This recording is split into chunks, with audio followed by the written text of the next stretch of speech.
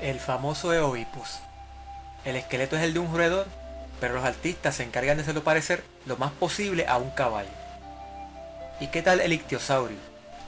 Al principio se decía que se arrastraba tierra adentro para poner sus huevos, tal y como hacen las tortugas marinas. Pero hasta un niño preescolar puede ver que esto no es otra cosa que un delfín. Con el tiempo, fósiles de hembras embarazadas han sido encontrados demostrando que el ictiosaurio no ponía huevos, sino que daba a luz como cualquier otro delfín. Sí, mis amigos, ya habían mamíferos en el periodo Jurásico. Sin embargo, los ictiosaurios aún siguen siendo dibujados con aspecto de reptil. Incluso le siguen llamando ictiosaurio, que quiere decir pez lagarto. También está el platibelodón, que aparece a principios del Oligoceno. Sin embargo, a mediados del Mioceno también encontramos un paquidermo muy similar, por no decir que es el mismo. Pero vea cómo son manipuladas las representaciones artísticas para mostrar una supuesta evolución de la trompa de los paquidermos. Y podemos seguir mencionando ejemplos similares, pero solo traigo esta colación como introducción al tema de esta sesión. Pues al entrar a hablar sobre los antepasados del hombre, es importante entender cómo las representaciones gráficas pueden ser manipuladas. Pues vamos a ver bastante de eso en esta sesión. Estos son los 4 primates actuales que más se asemejan a los seres humanos. Comenzando en la esquina superior, a su mano derecha, el chimpancé y un cráneo de chimpancé. Debajo de este tenemos el orangután y un cráneo de orangután. Le sigue abajo a la izquierda el gorila y un cráneo de gorila. Y por último, en la esquina superior izquierda, el más que se nos parece de los 4, el bonobo, y el cráneo del bonobo desde varios ángulos. Ahora veamos 4 cráneos de supuestos antepasados del hombre. Estos no son sino cráneos de simios ya extintos, y solo de una manera forzada se puede ver en ellos antepasados del hombre. Solly Zuckerman escribió en el artículo Mitos y métodos en la anatomía que cuando se comparan con cráneos humanos y simiescos, el cráneo de los australopitecinos es en apariencia evidentemente simiesco y no humano. Afirmar lo contrario sería pretender que lo blanco es negro. Todos los Tropus y los Pithecus no son sino simios a los cuales se les hace ver más humanos de lo que realmente eran en dibujos y figuras. El grado de manipulación va a depender de cuán tarde o temprano se les sitúa en la cadena evolutiva. Y en su mayoría estos dibujos parten de osamentas fragmentadas, de las cuales muchas veces no se tiene ni el 10% de la totalidad del esqueleto. ¿Y qué tal los eslabones más cercanos? Veamos a nuestros ancestros más mentados uno por uno. Si vamos a la cadena evolutiva, nuestro ancestro inmediato es el hombre de Cro-Magnon. El primer fósil de un hombre de Cro-Magnon fue descubierto en Francia en 1868. La única diferencia entre el hombre de Cro-Magnon y el hombre moderno es que ellos eran más altos que nosotros, con una estatura promedio de 6 pies 1 pulgada. Anterior al Cro-Magnon está el hombre de Neandertal. El primer fósil de hombre de Neandertal fue descubierto en Bélgica en 1829. Otros fósiles de hombres de Neandertal fueron descubiertos en Gibraltar en 1848 y en Alemania en 1856.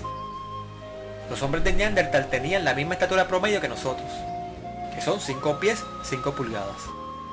Siempre se les representa con las mismas características del dibujo hecho en 1912 por Marceline Bodet, con cuello corto, hombros encorvados y piernas flexionadas. Esto a pesar de que hace tiempo se sabe que el esqueleto en el cual se basó Bodet era el de un hombre que parecía de una artritis severa en la columna vertebral. Otro dato interesante del Neandertal es que basado en un estudio de su ADN, los genetistas han llegado a la conclusión de que no es una subespecie de Homo sapiens, sino una especie aparte que evolucionó paralelamente de un antepasado común. En otras palabras, no descendemos de los neandertales. Sin embargo, todavía siguen apareciendo como un eslabón en la cadena evolutiva de muchos libros de texto. Pero si el Cro-Magnon no desciende del Neandertal, entonces ¿de quién desciende? Del Homo sapiens arcaico. El Homo sapiens arcaico incluye al llamado hombre de Rhodesia, a la derecha, encontrado en Zambia en 1921, y al Homo sapiens hidaltus, descubierto en Etiopía en 1997. En lo que al hidaltus se refiere, algunos lo consideran una subespecie extinta de Homo sapiens, y es por eso que al hombre moderno nos denominan Homo sapiens sapiens, como diferenciación con respecto al Homo sapiens hidaltus. Otros científicos, en cambio, consideran que el Hidaltus es solo un ser humano de la actual especie. Y eso mismo creo yo. Un ancestro más antiguo aún lo es el Homo heidelbergensis, cuyos restos fueron descubiertos en Alemania. Pero según los estudios de su ADN, estos antepasados no son nuestros antepasados, sino antepasados del hombre de Neandertal. ¿Cuál entonces es el antepasado del Homo sapiens arcaico? Pues el Homo erectus. El Homo erectus incluye al hombre de Java, descubierto en Indonesia en 1891, al hombre de Pekín, arriba a la derecha, descubierto en la década de 1920, al hombre de Solo, descubierto en la isla de Java en 1931, al Homo ergaster, al centro, descubierto en Kenia en 1984, y al Homo antecesor, descubierto en España en 1994. Este último, se supone, es el antepasado del Homo heidelbergensis. Tanto al hombre de Java como al de Pekín, que fueron los primeros Homo erectus encontrados, se les llamó originalmente Pithecanthropus, que significa hombre mono. Pues el nombre fue cambiado por el de Homo erectus, palabra latina que significa hombre erguido. Fíjense en los dos cráneos dibujados arriba en el centro. El de arriba es un cráneo promedio de un Homo erectus, de los cuales no existen muchos ejemplos, y el de abajo es el cráneo de un hombre caucásico. Ambos cráneos son puestos en comparación con la intención de desviar el pensamiento del espectador hacia la aceptación de un proceso evolutivo. Pero si en lugar de esos dos cráneos tuviéramos una veintena de cráneos de distintas razas, el espectador no identificaría el cráneo del Homo erectus con tanta facilidad. ¿Qué tal estos dos cráneos? No, ninguno de ellos pertenece a un espécimen de Homo erectus. El primero es, obviamente, el de un hombre caucásico y el segundo es de un nativo australiano. El dibujo pertenece a una publicación sobre la evolución del año 1891. Y lo que vamos a mencionar ahora es un detalle que muchos ignoran, o prefieren ignorar. Las ideas de transmutación de especies no se originaron con Darwin. Anterior a Darwin, las ideas de una evolución y de que unas especies y razas son más desarrolladas que otras fueron usadas para justificar la esclavitud. Si les interesa más información al respecto, les recomiendo leer Las revueltas de los negros esclavos norteamericanos de Herbert Aptheker. La evolución es una teoría producto de una sociedad racista, que desconoce que Dios hizo de una misma sangre todos los linajes de la tierra. Pero veamos a estos ancestros descubiertos más recientemente, el Homo florensis, descubierto en Indonesia en el 2003.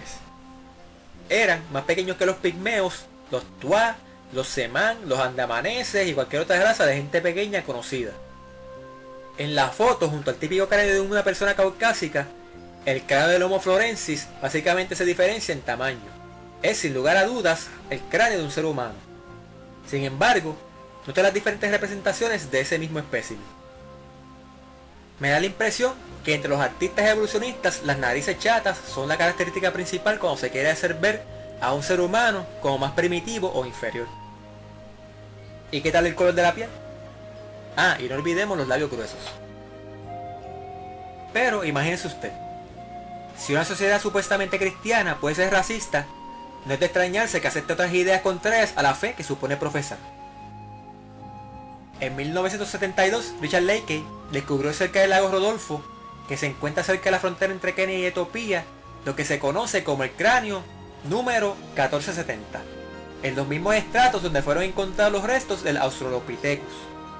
Esto demuestra que el hombre y los Pithecus fueron contemporáneos y no descendientes el uno del otro, después de cientos de miles de años de evolución.